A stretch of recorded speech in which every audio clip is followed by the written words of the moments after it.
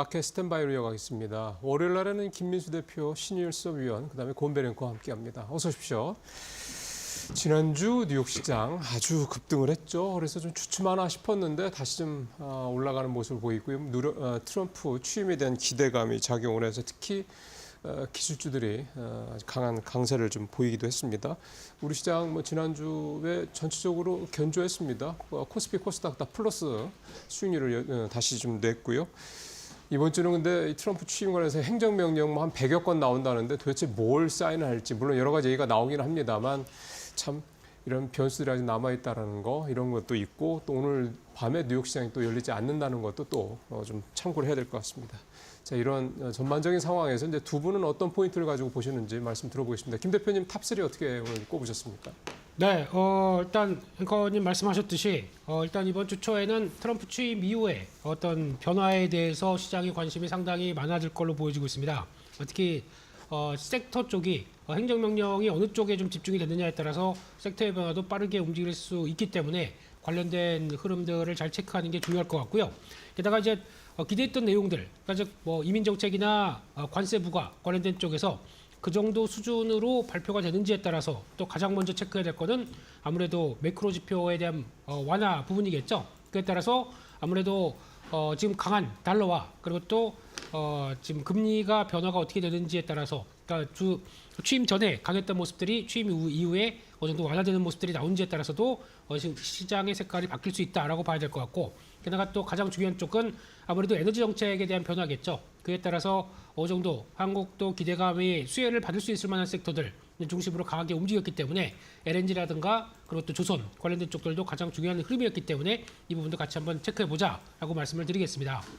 게다가 두 번째는 반도체주 여전히 시장에 대한 관심이 높습니다. 이번에 TSMC 실적을 발표하면서 AI 투자는 올해도 계속 확대가 된다라는 쪽에 대한 흐름들이 가장 높아간다고 봐야 될 것 같고요. 그러다 보니까 국내에서는 그래도 수혜를 받는 쪽 하게 되면 HBM의 시장에 대한 성장, 특히 HBM3E를 지나서 HBM4에 대한 기대감들이 같이 반영되다 보니까 그를 주도하는 SK 하이닉스와 함께 장비주들도 관심을 보였다라는 쪽과 함께 또 하나 유리기판 쪽도 부각을 받기 시작하죠. 그만큼 발열 문제를 해결할 수 있는 또 하나의 대안이겠다라는 쪽에서 변화가 들어오는데, 가장 중요한 것은 이번 주 목요일 날 있을 SK 하이닉스에 대한 실적이 아닌가 싶습니다. 이를 통해서 여전히 올해에 대한 확장세까지 보여준다라고 하게 되면 역시나 기대감이 높아질 수 있기 때문에 계속 추세적인 흐름들 잘 대응해보자라고 봐야 될 것 같고요.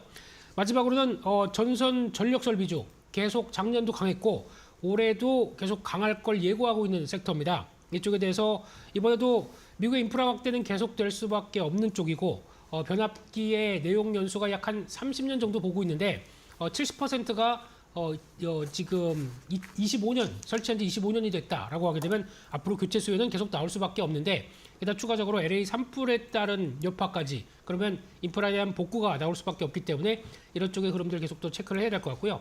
이번에 오늘이죠. 오늘 HD 현대일렉트릭이 실적을 발표합니다. 그래서 4천억 정도 투자를 해서 앞으로 나갈 변화에 대해서도 같이 얘기를 하고 있지만 예상보다 또 좋은 실적을 발표하는지 흐름들과 함께 또 그리고 전선 전력기기 쪽에서의 가장 또 강자는 LS그룹이죠. LS그룹이 최근 들어서 또 성과를 내는 LS 일렉트릭의 변화와 함께 대부분 또 시장에 대한 흐름들이 강하게 나오고 있는 상황들이기 때문에 이런 부분들에 대한 확산 흐름들도 같이 체크를 해보자, 이렇게 말씀드리겠습니다. 네, 알겠습니다. 김민수 대표는 역시나 트럼프 취임을 가장 먼저 언급해 주셨고, AI 시장 확대에 따른 반도체 그리고 전력 설비 관련 기업들 꾸준하게 체크해 보자라고 이야기해 주셨습니다. 그렇다면 신 의원님께서는 오늘장 탑3 어떻게 선정하셨을까요?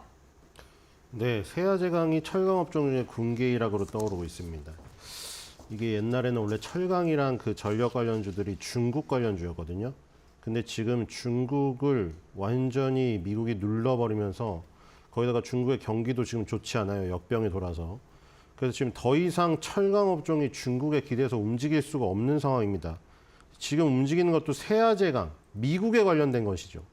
지금 포스코 홀딩스가 예전에 포스코의 차트이고, 지금 그 현대제철, 그 다음에 옛날에 동국제강이 지금 동국홀딩스입니다. 그러니까 지금 이 세 개, 옛날에 그냥 쉽게 말해서 그냥 요즘에 하도 홀딩스랑 이거를 분할해서 하다 보니까 종목이 너무 많아졌는데 그냥 포스코, 현대제철, 동국제강, 우리나라 철강 3사입니다. 건설, 조선, 자동차를 전방산업을 하는 골고루 다루는 전기로를 쓰든 고로를 쓰든 그거에 조금 차이가 있을 뿐 대한민국 철강 3사의 주가는 정말 나락으로 갔습니다. 지금 땅굴을 파고 있죠. 포스코 홀딩스처럼 2차전지가 묻어가지고 조금 그 갔던 그 종목조차도 지금 다 되돌림을 하고 밑바닥을 파고 들어갔습니다. 근데 지금 뭐 중국에서 가장 큰 업체인 보산철강은 그 정도는 아니거든요. 그나마 우리나라에서 철강주 중에 조금이나마 버티고 있는 거는 세아제강이에요. 세아제강은 유정용, 속류관용. 그러니까 유정용은 수직이고 속류관용은 이 수평이죠. 그 차이만 있을 뿐 어쨌든 강관을 주력으로 한다는 것이 조금 차이점이 있습니다. 강관이 물론 건설 쪽에도 쓰이지만 미국 수출 물량이 굉장히 크기 때문에 이런 부분에서 지금 전분기 대비 대폭 개선된 영업이익을 기록할 것으로 지금 증권사 전망이 나오고 있고요. 그렇기 때문에 내수 부분에서 건설 여팡 이 부분의 타격을 미국의 속류관 그다음에 그 정유 유정용 관관 쪽에서 회복을 하고 있다. 그래서 세아제강과 세아제강 지주만은 우리나라 철강업종에 속해 있으면서도 다른 모습을 보이고 있다는 거 지금 확실히 지금 차트에서도 보이죠. 두 번째는 LA의 산불 원인이 낡은 전선으로 파악이 됐습니다.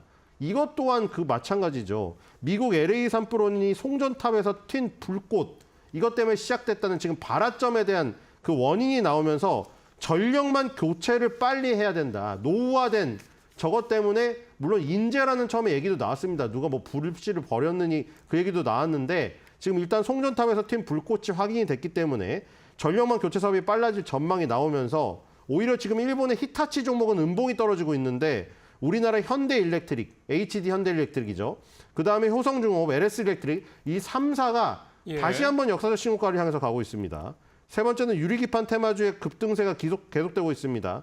필옵틱스와 YC캠이 급등세를 지속하면서 반도체 소부장 중에서는 가장 유리기판 테마가 가장 강함을 지금 다시 한번 알려주고 있습니다.